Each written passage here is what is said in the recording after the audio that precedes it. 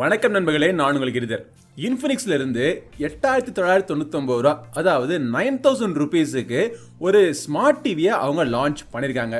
இந்த டிவி எப்படி இருக்கு, இதை நம்ம வாங்கலாமா வேணாமான்னு தெரிஞ்சுக்கிறதுக்கு இந்த பதிவை கடைசி வரைக்கும் ஸ்கிப் பண்ணாம பாருங்க. இன்ஃபினிக்ஸ் ஆல்ரெடி மார்க்கெட்ல நிறைய மாடல்ஸ் ஆஃப் டிவி அவங்க லான்ச் பண்ணிட்டாங்க. ஒரு 2 வருஷமா அவங்க லான்ச் பண்ணிட்டு இருக்காங்க. இப்போ அவங்க லான்ச் பண்ணிருக்கிற இந்த ஸ்மார்ட் 32 இன்ச் Y1 டிவி பார்த்தீங்கன்னா கொஞ்சம் வித்தியாசமான ஒரு டிவி. அப்படி என்ன வித்தியாசம்னு தெரிஞ்சுக்கிறதுக்கு முன்னாடி முதல்ல நம்ம அன்பாக்ஸ் பண்ணி பாக்ஸுக்குள்ள என்னெல்லாம் வருது அப்படிங்கிறத பார்ப்போம். இந்த டிவியோட சைஸ், வெயிட் எல்லாமே பார்த்தீங்கன்னா ரொம்ப சிறுசா இருக்கு.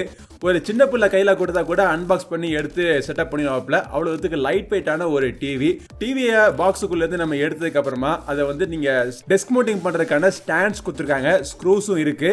இல்ல நமக்கு வால் மவுண்டிங் பண்ணணும்னா அதுக்கான ஆப்ஷனும் கொடுத்துருக்காங்க. வால் மவுண்டிங் பிராக்கெட்ஸ் உள்பட இந்த பாக்ஸுக்குள்ள இருக்கு. அது தவிர இந்த டிவி ஆபரேட் பண்றதுக்கான ரிமோட் கண்ட்ரோல், அதை ஆபரேட் பண்றதுக்காக 2 AAA batteries, plus TV operate பண்றதுல சந்தேகங்கள் இருந்துச்சு அப்படின்னா யூசர் மேனுவலும் பாக்ஸுக்குள்ளே கொடுத்துருக்காங்க. இந்த டிவியினுடைய பில்டு பாத்தீங்க அப்படின்னா முழுக்க பிளாஸ்டிக் பில்டு குவாலிட்டி தான். அதனால தான் இந்த டிவி பாத்தீங்கன்னா ரொம்பவே லைட் வெயிட்டா இருக்கு. சுத்தி இருக்கிற பெசல்ஸ் ரொம்ப தின்னா இருக்கு. இந்த பிரைஸுக்கு இந்த செக்மெண்ட்டுக்கு தின்னான பெசல்ஸ் இருக்கக்கூடிய ஒரு டிவின்னு சொல்லலாம். தேவையான எல்லா போர்ட்ஸும் கொடுத்துருக்காங்க. பின்புறத்துல பாத்தீங்க அப்படின்னா 3 HDMI போர்ட் இருக்கு. அதுல ஒரு போர்ட் வந்து HDMI ARC-க்கான சப்போர்ட்டும் இருக்கு. 2 USB போர்ட் இருக்கு. ஒரு LAN போர்ட், அதாவது RJ45-க்கான சப்போர்ட் இதுல இருக்கு. 3.5 ஆடியோ ஜாக் இருக்கு. YPBBR போர்ட் ஒன்று கொடுத்துருக்காங்க. கோஆக்சியல் டிஜிட்டல் போர்ட்டும் ஒன்று இருக்கு. இந்த டிவியில வைஃபைக்கான சப்போர்ட் இருக்கு. ஆனா சிங்கிள் பேண்ட் 2.4 GHz-க்கான சப்போர்ட் மட்டும் தான் இருக்கு.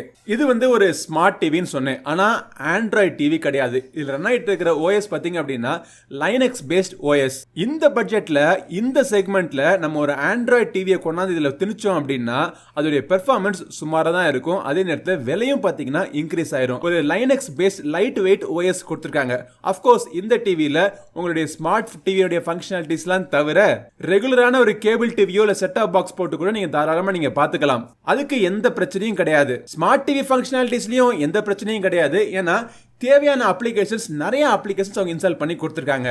இந்த செக்மெண்ட்ல இந்த டிவி தான் most number of preloaded OTT applications இருக்கு. பிரைம் வீடியோ இருக்கு, யூடியூப் இருக்கு, Sony Liv, Z5, Eros Now, Aajtak, இந்த மாதிரி நிறைய OTT அப்ளிகேஷன்ஸை ஆல்ரெடி அவங்க ப்ரீலோட் பண்ணி கொடுத்துருக்காங்க. நெட்ஃபிளிக்ஸ் இல்லையே அப்படின்னு கேட்காதீங்க. இந்த செக்மெண்ட்ல டிவி வாங்குறவங்க யாருங்க நெட்ஃபிளிக்ஸ் வச்சிருக்கா? பட் பேசிக்கலா இதுக்குள்ளேயுமே பாத்தீங்கன்னா ஒரு சின்ன ஒரு ஆப் ஸ்டோர் இருக்கு. அதுல ஒரு 40 அப்ளிகேஷன்ஸ் கொடுத்துருக்காங்கன்னு வச்சுங்களேன்.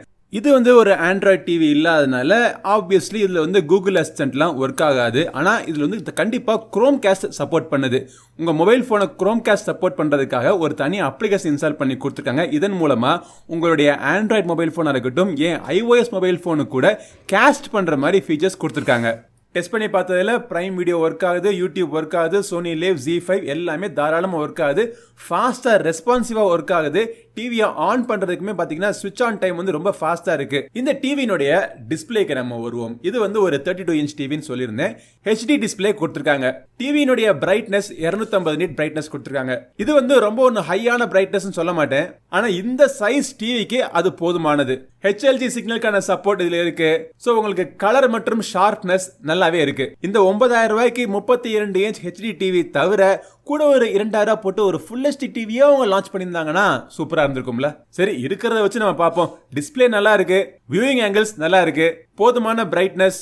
இந்த டிவில வரக்கூடிய இந்த கலர்ஸ் வந்து நீங்க பாக்குற கண்டென்ட்க்கு ஏத்தாப்புல மாத்திக்கிறதுக்கான ஆப்ஷன்ஸும் கொடுத்துருக்காங்க. ரெகுலர் மோடுக்கும், விவிட் மோடுக்கும், இல்ல அது இருக்கக்கூடிய மற்ற ப்ரீசெட்ஸ் எல்லாம் பாத்தீங்க அப்படின்னா அதை சேஞ்ச் பண்றப்போ ரியலாவே அந்த டிஸ்பிளேல சேஞ்ச் ஆகிறது நம்ம கண் கூட தெரியுது. இதே செக்மெண்ட்ல நான் நிறைய டிவி நான் பார்த்திருக்கேன். அதுல எல்லாம் பாத்தீங்கன்னா சும்மா சேஞ்ச் பண்றதுல எந்த ஒரு வித்தியாசமும் நமக்கு ஆக்சுவல் டிஸ்பிளேல தெரியாது. இன்னொரு விஷயம், எனக்கு ஆச்சரியமா இந்த டிவில பிடிச்ச விஷயம் என்னன்னா இந்த டிவியினுடைய ஸ்பீக்கர். இந்த குட்டி டிவியில இவ்வளவு லவுடான ஒரு ஸ்பீக்கர் வால்யூம் கிடைக்குது அப்படின்னு ஆச்சரியப்படுற வைக்கிற அளவுக்கு இந்த 20 வாட் ஸ்பீக்கர்னுடைய அவுட்புட் ரொம்ப லவுடா இருக்கு.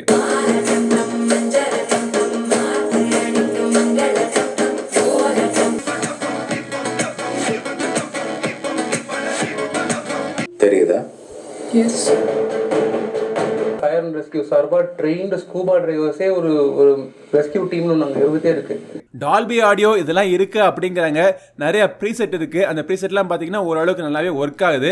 ஆனால் ஃபுல் வால்யூமில் வச்சு நம்ம கேட்டோம் அப்படின்னா டாப் ஃப்ரீக்வன்சியில் எக்கச்சக்கமான டிஸ்டார்ஷன் தெரியுது. ஸோ ஒரு 50% கம்மியான வால்யூமில் வச்சு கேட்டிங்கன்னா நல்ல ஒரு தரமான ஆடியோ குவாலிட்டி நீங்கள் எதிர்பார்க்கலாம். அதுக்காக ஹெவியான ரிச்சான பேஸ்லாம் இருக்குன்னு எதிர்பார்க்காதீங்க.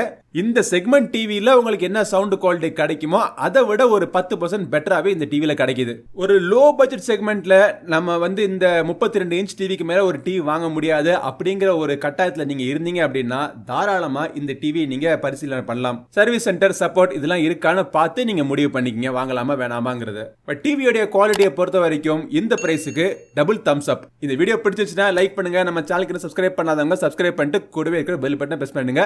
அடுத்த ஒரு பதிவில் உங்களை மீண்டும் சந்திக்கும் வரை உங்களிடம் இந்த விடைபெறுவது உங்கள் நண்பன் கிரிதர். வாழ்க தமிழ், வளர்க பாரதம். நன்றி, வணக்கம்.